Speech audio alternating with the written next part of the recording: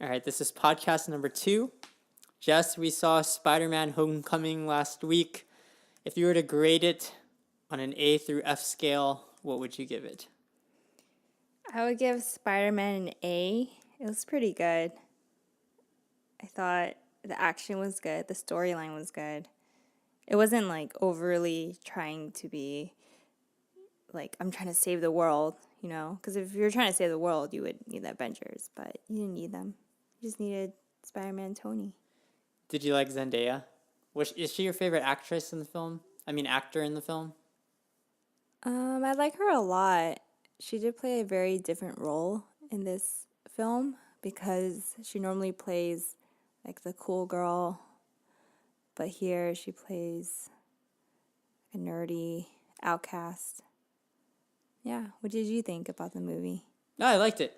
I give it an A. I thought it was fun.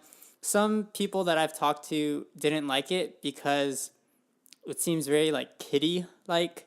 I guess they don't like the high school setting, but but I liked it. I enjoyed it. I liked the high school setting. I love the high school settings. Yeah. I would give it an A. I look forward to the next one, and I did not watch it 2 times though. It's because I watched it 2 times. Yeah, you watched it 2 times. Did you really love it that much to watch it 2 times? It was either that or Minions or Despicable 3, And we decided to watch Spider-Man.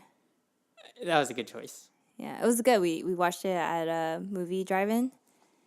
It was a little bit hard to see because the film was on the darker side, like a lot of nighttime shots. So it was harder to see, but it was still a very good movie the second time around. You watched it with your friends, right? Yeah, I watched it with my friends. In other Disney news, Jess, we went to the OC Great Park and we looked at an event there. It was called... It's called The Walt and the Flying Bull. Yeah, Walt and the Flying Bull. This was at the Orange County Great Park, and it was an exhibition that detailed a brief history of Disney insignia art and featured original artwork inspired by World War II. So, Aaron, how did you like the exhibition? I liked it. I think it's very atypical Disney art because, yeah, we're used to seeing just like art from the movies, doing the promo arts, things like that, but we don't really see the characters outside of a promotional Disney movie type of context. So to see them being used for war stuff was very different. I also think it was very old style. You know, the artwork was very old style, which is cool because I'm not used to seeing that either. So the different setting and the different style made it fun and interesting to me. It was also interesting to see how there's Disney history that I guess even, people like you and me who are kind of into Disney stuff, like we don't even know about that historical side of Disney. So that's educational and fun for me. Do you care about that? Any of that stuff? Like learning about the history of that, or do you just like to look at the art? It was very interesting. Something I never knew. And the way that the art was drawn, yeah, it was of its time. But now looking back at it and looking at it in the present time, it's very artistic. It's in its raw original form. And I think knowing that it's Disney characters, it's very lighthearted. But in contrast of the art being next to the war, that is a huge contrast, I think, and something that I can't imagine being back then. No, that's a good point. The contrast of the animation to the war is very kind of jarring. I guess that's something that we won't know. Well, at least we don't think we're gonna know in our lifetime. Not yet. So after we went to the OC Great Park, we went to this boba place called Milk Box. Now, I've heard about this place through Instagram. I think you've heard about it too, right? It was in where is it in? It was in the mall or something? What area was it in?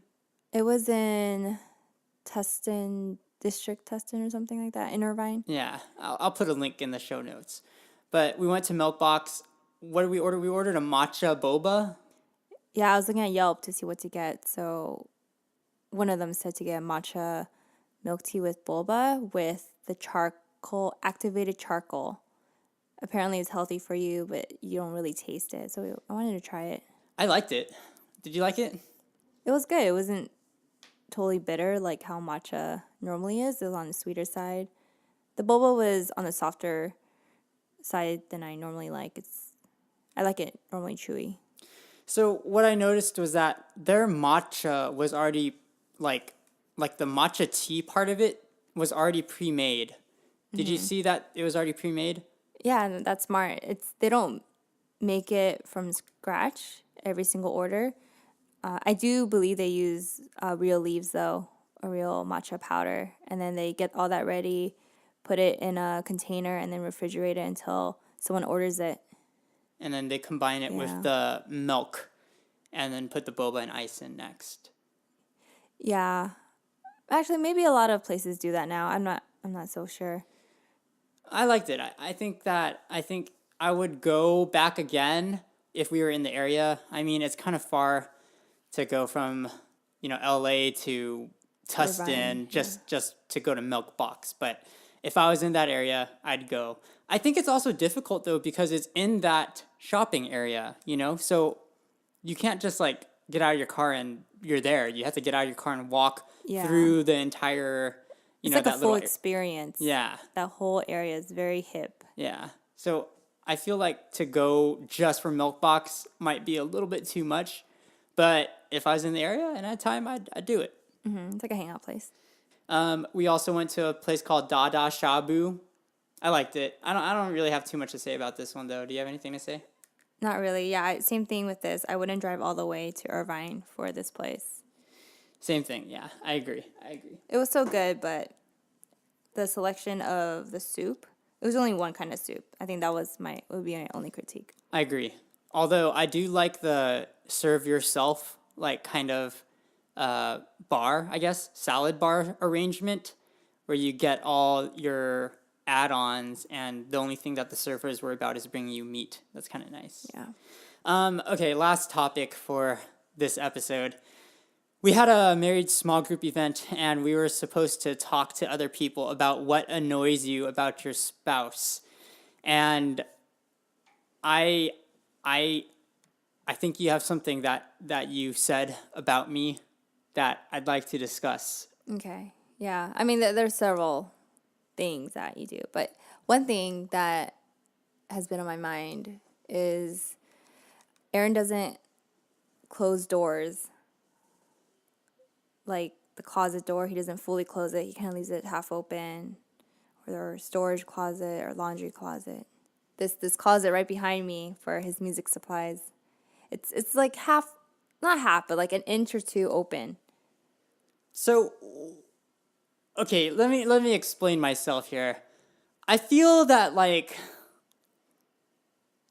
keeping the door a little bit open lets the space behind the door breathe a little bit, like a closet.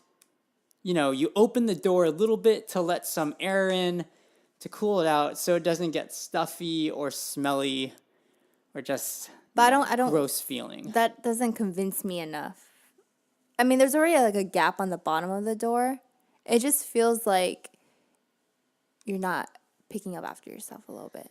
That's what it feels like. So it makes you feel like, like incomplete, like not Yes. clean. Yeah, I'm not complete. So if I were to close the door all the way, then you'd be fine. Yeah, like this. Okay, well this door is in my room though. So if you don't see it and I leave it open, is that okay? See, the thing is, sure, you can let it breathe, but dust is going to go in there. But it's dust that's already inside our house because it's a door that's inside our house. But then it would be more stuff to clean if the door was open. What about bathroom doors? Because I like to use the bathroom with the door closed. How do you feel about this? You like to use the bathroom with the door closed? Yes. That's fine. You can leave the bathroom door open. Those I have no problem with. And the bedroom door is open. So how's the bathroom door different than... That one you actually need to let it breathe. whereas a closet you don't. No, that one is just a dust collector. I guess See, anything that goes in a closet should already be dusted and cleaned before, like prior to going into the closet. Maybe exception of the shoes. yeah, okay, yeah. So our shoe closet though. That one should be closed still. What? But you said that. Okay, don't you think that one needs to be like No, have it air just come doesn't in? make sense. I think that needs to be closed. I can understand why you would want that one closed though, because it is downstairs. So when somebody comes into our house for the first time and they see that door open, they're probably like, "Oh, what is that behind that door? Why is it open?" So There's a reason I can why understand there are that. doors. There's a reason why there are doors. And the reason why is for them to be closed, I'm assuming. Yes, good job. Um, What annoys you about me? I don't. What did I say? I I already knew your answer immediately once they asked us that. It's because but we just talked about it. yeah, we did just talk about it. I confronted you. You Asked me if did. you can. I mean, it was fine. I mean, I have no problem closing doors. You know, I forget what I said about you though. I guess I'll have to think about that and say it on the next podcast. But I don't know. I don't want to be mean either. I want to know though. What annoys me about you? Is it that I do more than one thing at once? But that's not like a that's like a Well, that's wouldn't what really count. That's what I learned about you, right? Yeah. Isn't that what I wrote that I learned about you? yeah. I guess the thing that annoys me the most is that you want me to close the doors.